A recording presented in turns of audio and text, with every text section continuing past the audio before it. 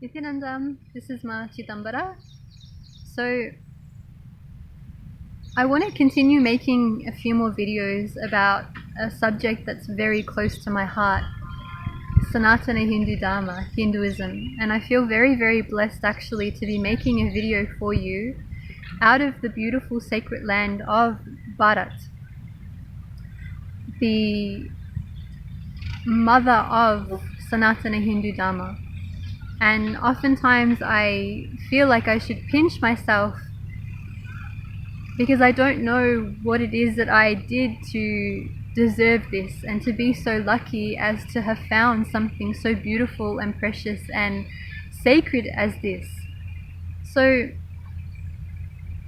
I've shared in many videos before this one about my life before finding my guru, Paramahamsa Nithyananda, and obviously how much it's changed or transformed after meeting him.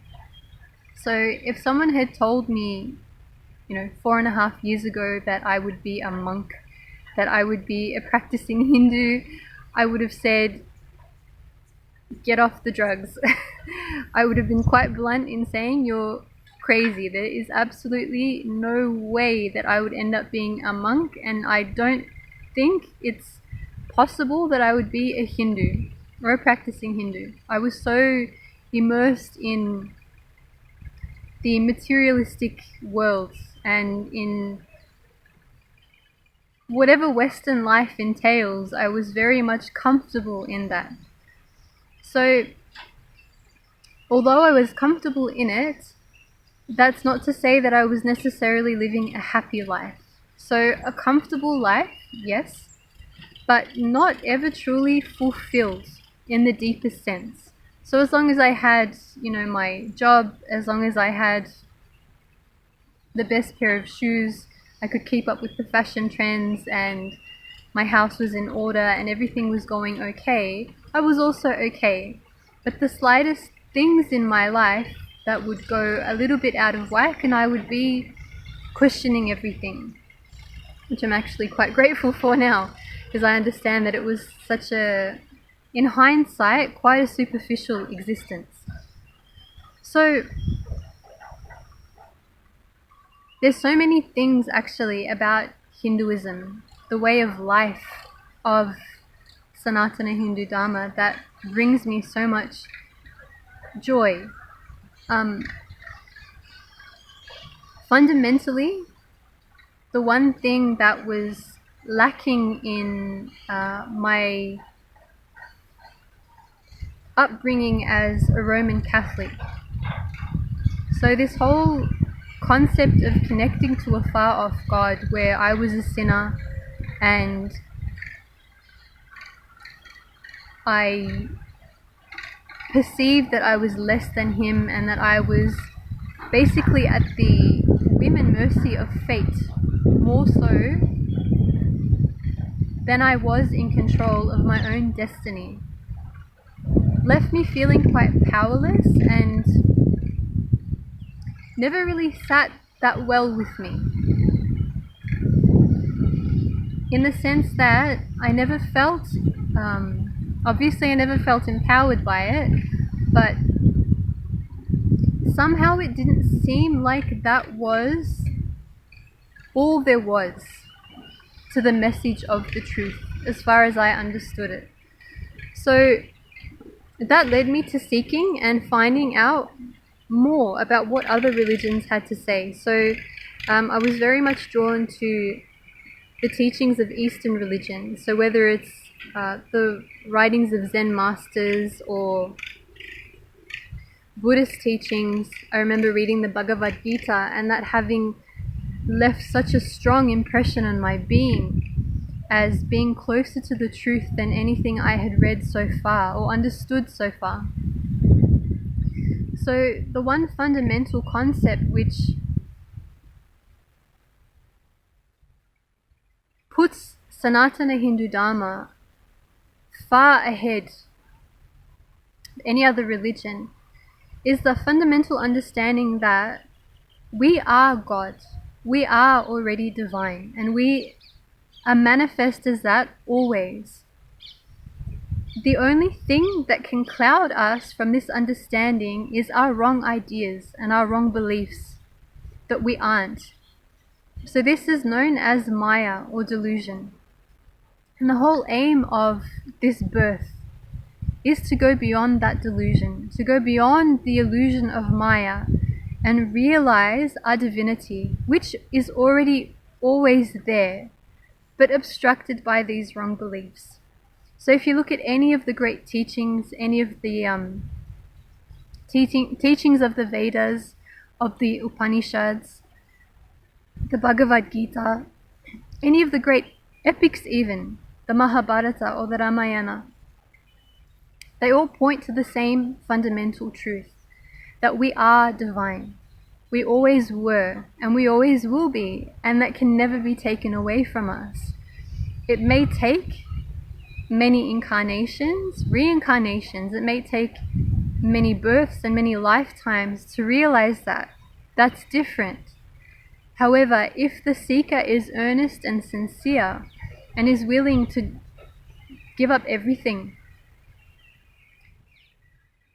to understand what they are not, to question this Maya and to question this delusion, they can achieve liberation in this lifetime itself, and not just in this lifetime, but in this very moment itself. And once I caught the thread of this teaching and this understanding, I could see where this is how humanity was in the ancient times. In the Vedic civilization, we were living like this. We had this fundamental understanding, but somehow man has gone astray and clouded these spiritual teachings with their own perceptions, with their own dogma, with their own rules and whatever else is there. And it's taken us away from this principal understanding. So actually, it wasn't until I found Swamiji, and it wasn't until I started understanding these great teachings, that I even caught the thread that when it comes to looking at what Jesus was teaching, the same thread is there actually. If you look at his words, what he was saying specifically, it's very much in tune and in line with Sanatana Hindu Dharma and its teachings. But somewhere along the line, I understand for myself what I was taught growing up is very different to this understanding. I was never taught that I am divine. I was taught that I am human and that I am a sinner, and that only through a savior can I achieve any kind of grace or divinity. Not through my own means. It was through salvation, through someone else, that I could achieve this kind of a grace, and that could never be achieved in this body. It could only be achieved after having left the body, which again is so different to Hinduism and the basic principles of Sanatana Hindu Dharma. So from what I've learnt so far of the teachings of Hinduism, it's given me experiences of not just Kundalini awakening, but that peace and tranquility, that going beyond the mind, and that feeling of complete completion and fulfillment, where nothing else is required, nothing else is needed from outside to fulfill.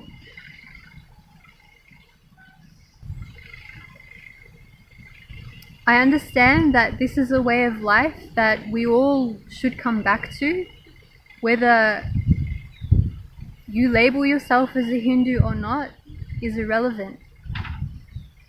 The understanding that we are already divine, that everything is the self, this understanding of oneness, this experience of oneness, this experience of fulfillment, is what humanity is looking for and waiting for.